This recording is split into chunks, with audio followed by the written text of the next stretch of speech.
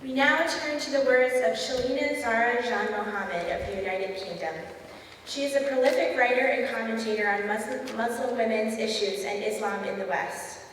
As a regular commentator with The Times, The Guardian, the BBC, and others, she was named as one of the UK's 100 most influential Muslim women.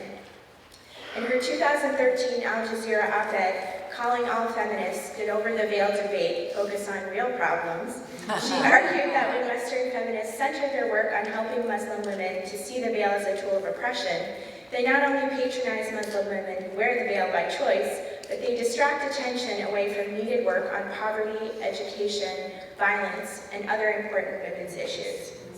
Reading today as Janmohamed is Isidora Germain, a student at Holyoke Community College who hopes that someday she will open up an exhibit for women's history at a museum.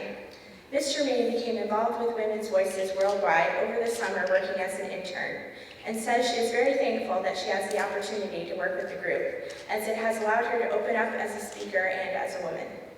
She is very enthusiastic about being involved in today's celebration of speech. Please join me in welcoming Isidora Germain, reading as Shelina Zahra Janmohamed.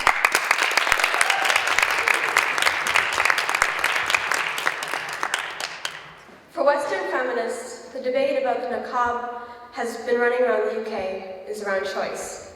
Have Muslim women who say they have chosen to wear the niqab really exercising free choice? And even if this choice is free in the broadest sense of the term, say Western feminists, is it very feminist? I believe the argument is short-sighted and misses the bigger picture of women's rights movements, that they need to work together. Muslims are not like us, and they wear veils to keep themselves separate. If the position you start from are Muslims or other, then no wonder interaction is difficult.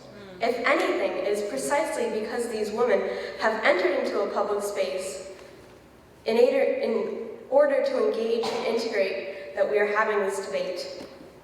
If they stayed at home, we'd have nothing to talk about.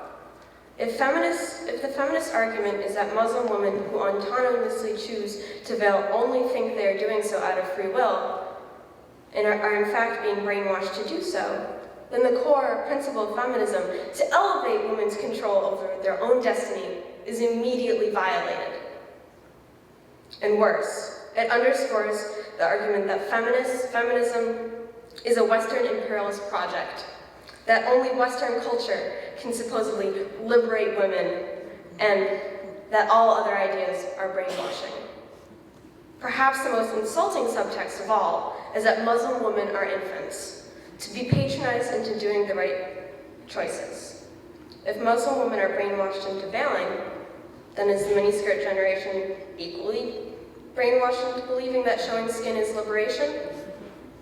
This idea underpins the current flurry of veil tourism.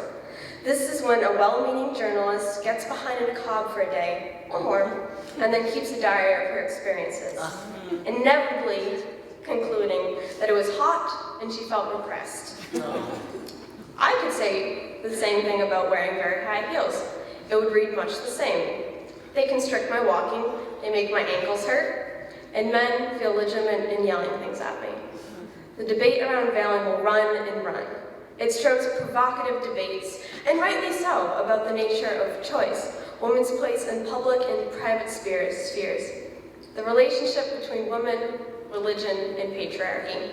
To have these debates between women from vastly different backgrounds, religions, and perspectives make the debate richer and more complicated. It is true tradition of feminism to hold up our beliefs for examination, and this must be done honestly by all feminists, those who veil and those who don't. While it's important for the future of feminism to have these ideological debates, what is more important is to avoid getting distracted by little pieces of cloth. If Muslim women say it's her choice to wear it, let's respect them. Let's put an end to the headline, "Women wears a piece of cloth."